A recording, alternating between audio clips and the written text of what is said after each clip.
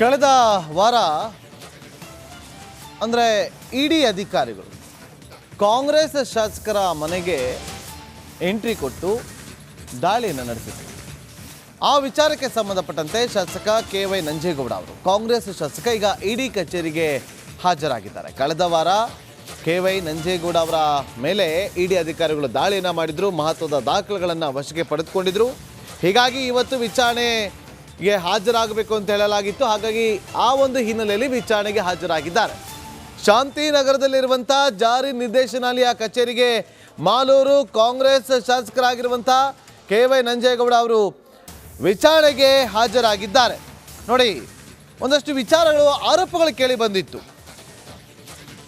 ಕೊಚ್ಚಿಮಲ್ನಲ್ಲಿ ನಡೆದಂಥ ಅವ್ಯವಹಾರಕ್ಕೆ ಸಂಬಂಧಪಟ್ಟಂತೆ ಆ ದಾಳಿ ಆಗಿತ್ತು ಅಂತ ಹೇಳಲಾಗ್ತಾ ಇದೆ. ಕೋಲಾರ ಮತ್ತು ಚಿಕ್ಕಬಳ್ಳಾಪುರದಲ್ಲಿ ಅವತ್ತು ಕಳೆದ ವಾರ ಜಾರಿ ನಿರ್ದೇಶನಾಲಯ ಅಧಿಕಾರಿಗಳು ದೊಡ್ಡ ಮಟ್ಟದ ದಾಳಿಯನ್ನು ನಡೆಸಿದರು. ಮಾಲೂರಿನ ಕಾಂಗ್ರೆಸ್ ಶಾಸಕ KY ನಂಜೇಗೌಡ ಅವರ ಹಲವು ಆಪ್ತರ ಮನೆಗಳಿಗೆ ಅಧಿಕಾರಿಗಳು ಕೂಡ ಲಗ್ಗೆ ಇಟ್ಟಿದ್ರು.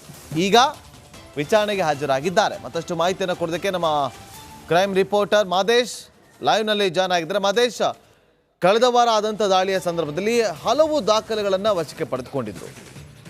ಈಗ ವಿಚಾರಣೆಗೆ ಹಾಜರಾಗಿದ್ದಾರೆ. ಸಂಕಷ್ಟ ಏನಾದರೂ ಎದುರಾಗುತ್ತಾ?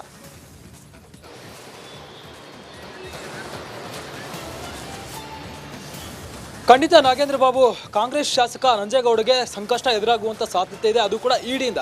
ಯಾಕಂದರೆ ಕಳೆದ ವಾರ ಅವರ ಮನೆ ಮೇಲೆ ಮತ್ತು ಕಚೇರಿ ಮೇಲೆ, ಜೊತೆಗೆ ಅವರ ಆಪ್ತರ ಮನೆ ಮೇಲೆ ದಾಳಿ ನಡೆಸುವಂಥ ಕೆಲಸವನ್ನು ಮಾಡಿದರು. ಯಾಕಂದರೆ ಕೋಚಿಮಲ್ನಲ್ಲಿ ಇವರು ಅವ್ಯವಹಾರ ನಡೆಸಿದರು, ಅಕ್ರಮವಾಗಿ ಹಣವನ್ನು ಸಂಪಾದನೆ ಮಾಡಲಾಗಿದೆ ಅನ್ನೋಂಥ ಒಂದಷ್ಟು ವಿಚಾರ ಕೂಡ ಬೆಳಕಿಗೆ ಬಂದಿತ್ತು.